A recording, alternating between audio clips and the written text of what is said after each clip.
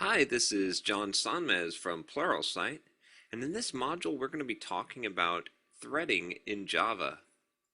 So let's go over what we're going to cover in this module. The first thing that we're going to do is we're going to talk about threads, just kind of the general idea of what is a thread and why would you use a thread, especially in Java. Then we're going to look at an example of how to create threads in Java. We're going to create threads using two different methods in Java, and we're going to see how these methods are pretty similar in the basic idea of just creating a simple thread in Java. Then we're going to use something that's kind of new to Java called an executor, and we're going to see how this can basically allow us to execute a thread without having to really manage that thread. It will allow us to basically have some unit of work and pass it over to an executor to be executed on a thread that is determined by the executor. Then we're going to talk about an important concept in Java, which is concurrency.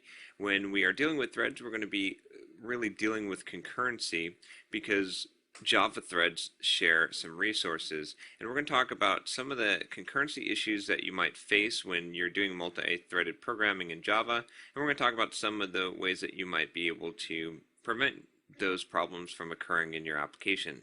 Then finally, we're going to look at one example of fixing concurrency issues. We're going to look at a concept called synchronization. We're going to see how we can use synchronization in Java to synchronize method calls and to prevent some of the concurrency issues that we had discussed previously. And this module is designed to be kind of an introduction to threading and concurrency in Java. The issue of threading and concurrency is a very complex issue, and there are a lot of different considerations. But after this module, you should be able to successfully create new threads and use those threads and avoid some of the common simple problems that you would have in any kind of multi-threaded application. So let's talk about threads in Java. So what basically is a thread? Well, a thread is going to be something that you're going to use to have multiple paths of execution running at the same time. So in your application, a thread is just simply going to be some way to have some other part of that application running at the same time as your main application. In fact, that is what would make an application multi-threaded. It would have multiple threads that are all running at the same time. Now, this is different depending on operating systems, and it can be different than a process. A process is very similar to a thread, but a process doesn't share memory. The difference really with a thread is that a thread is going to share memory, and because of it sharing memory, we're going to have some implications that we're going to have to deal with, and we'll talk about those a little bit later. But the basic idea of a thread is just some independent path of execution within your Java program, so you can have multiple paths that are running at the same time. So let's talk a little bit about why we would want to use threads. This idea of running multiple execution paths at the same time, it might not seem like it would be very beneficial for us to do that. Why would we want to do something like that? I'm going to give you some specific examples in a bit here, but let's talk about the general case first. So what are you gaining by having multiple threads of execution? It turns out that this is actually quite a difficult problem to solve. A lot of times developers will think that threading their application is going to produce a performance increase when it actually doesn't. It kind of has to be tested, and you really have to have a good reason for using threads, otherwise it might actually hurt the performance of your application. A good rule of thumb for determining when a thread could be beneficial to you or why you should use a thread is basically if you have some kind of resource that your thread is going to be blocked on. So your program is going to be blocked on the execution or using some resource. Think about a disk, for example. If you are writing an application that is going to have to read heavily from a disk, perhaps there's some other thing that can be happening in the background that doesn't use the disk that can be running on a different thread. And if you have a single-threaded application, the entire process is going to have to wait for that I/O operation to read from a disk. That might be slow. Whereas if you multi-thread it, it may be able to go ahead and do some other things in the background. And then another common scenario is when you might be able to split up some work. and do that work in parallel and then come back together and process it if when order doesn't matter. So if you have some way to divide a problem up into multiple smaller problems and you can execute all of those problems at one time, having multiple threads may help you there. Now it might not always help you because you are having to switch between the processor. Typically a thread is going to use the same process in your CPU, so it's going to have to share that. But those are just some general cases where you might consider using threads. So let's look at a specific example of using threads and where threads are beneficial. A web server is a really good example of where threading is very helpful. Imagine what would happen if your web server didn't have threads.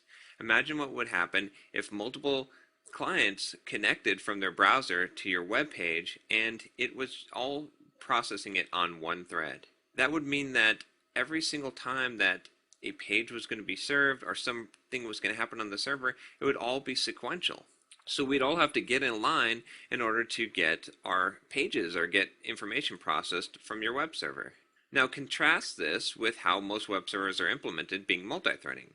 In this case, what happens is it's kind of like going to a bank and you have multiple tellers, and each person can go to a different teller. So you might be able to process 5 customers at a time, and you can keep on going and going. Whereas when you had the single-threaded application, if you had a single-threaded web server, you'd have just one teller and a really long line. So that's a really good example, a good reason to use threads, and without threads, a web server really wouldn't be very possible. Let's look at another example here. This example I've just called responsive UI, and I'm sure you've seen this a lot of times if you've ever had an application where you went to click a button or do something and then the whole UI froze. This can be a frustrating experience for a user, especially if you have some kind of long-running data operation that they've initiated through the UI, and then you froze the UI and they can't do anything else. Because maybe they could do something else in your application or even resize the window, but because your application is running on a single thread and it's blocking, it's using that UI resource, it's going to create that freezing effect. So another good example of using threads is to make a responsive UI. If you want to have a UI where the user is able to do some operation and then continue to use the user interface, you're going to have to use some form of threading in order to. So let's go ahead and look at how we can actually create and use a thread in Java. We're going to look at 2 ways to do this, and both of them are basically equivalent, except one way is going to use an interface and the other way is going to use some inheriting from a thread class. First we'll look at how to inherit from a thread class in order to create a new thread. And I've got our Hello World program open here, and I'm just going to go ahead and delete some of the stuff that we had done before with the annotations. I'll get rid of all of that. And then what we're going to do now is we're basically going to create a thread as a class. And by inheriting from thread, we can just implement one method in that class, and that method will allow us to run whatever is in there inside of a thread. So in order to do this, the first thing we're going to do is we're going to create a new class, and we'll call this continuous printer. And what we'll do here is we're going to make this class inherit from thread. And we can do it right here in Eclipse this way, just from java.lang.thread. And I'll go ahead and click finish. And you can see here that we're extending thread now. And we need to override a method here. We need to override the run method. So I can do, if you remember in Eclipse, we can right click on this continuous printer class, and we can do source, and we can do override or implement methods. This is just a shortcut for seeing what there is to override. And you can see for thread, we've got a few methods here. The one that we need to override is run here. And by overriding this, we're going to provide an implementation for what's going to happen when run is called. So in this case, what we're going to do is we're going to make this printer start printing to the screen. We're going to use our printer class, and we're just basically going to print the output to the screen. So I'm going to go ahead and create a member variable that is our printer class. We'll do private printer equals new printer, and we'll just create one that is on and has a model number of iPrint. And then for cartridge, we'll just give this one of the color cartridges. We'll just give it blue. So there's our printer. And then what we'll do is we'll go ahead and call printer, or actually we'll go ahead and we'll create a loop. We'll do this 100 times. So we're going to go from I equals 0, while I is less than 100, I plus plus. And in this loop, we're just going to call printer dot print using cartridge, so we can specify a message. And we'll do color cartridge dot blue.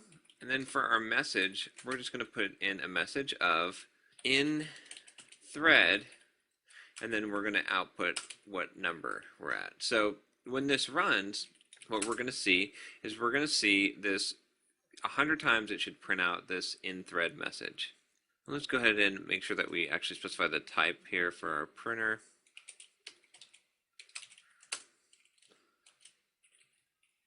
Okay, so we're going to see this print using cartridge print out 100 times in thread and then the count.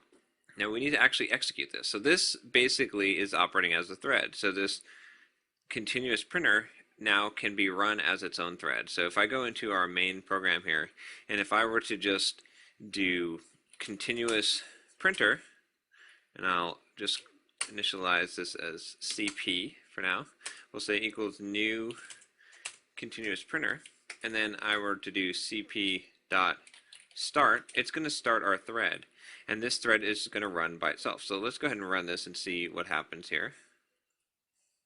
And you can see if I look at this console output, it's saying in thread, and we get that color. So it's actually printing that many times. Now this doesn't look like anything interesting yet because we can't really see that this thread is running independently of the main thread. So I'm going to do two things here. First, I'm going to clean up this print method call real quick so we don't have the color showing up. So I'm going to change this so that we're not going to output the cartridge, the color here. And then what we're going to do is in our main program here, we're going to print another message after this thread has started. So we're going to go ahead and do for int I equals 0, and I is less than 100, I plus plus, and then we're going to just do system.out.print line, and we're going to print main thread, and then we're going to print the number, or whatever I is. So now what we should see happening is we'll be able to see how this is actually multi-threaded, because we're going to start this continuous printer, which is a thread. We're going to call start on it. It's going to go, but once we call start, it's not going to wait before this is finished before it gets down here. Instead, what you're going to see happen is it's going to go ahead and go past this, and it's going to start executing the rest of this main thread.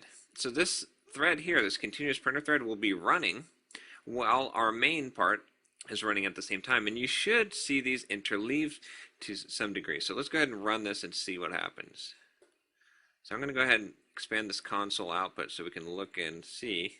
And you can see here it's almost a 1-for-1.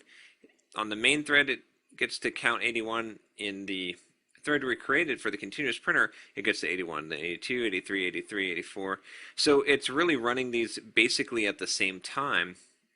And so there you have the value of threading, is that we're not stopping here. If we were to create this class, but we didn't make this a thread, if we just called this run method, for example, it's going to stop here and finish doing the count there before it gets to this one.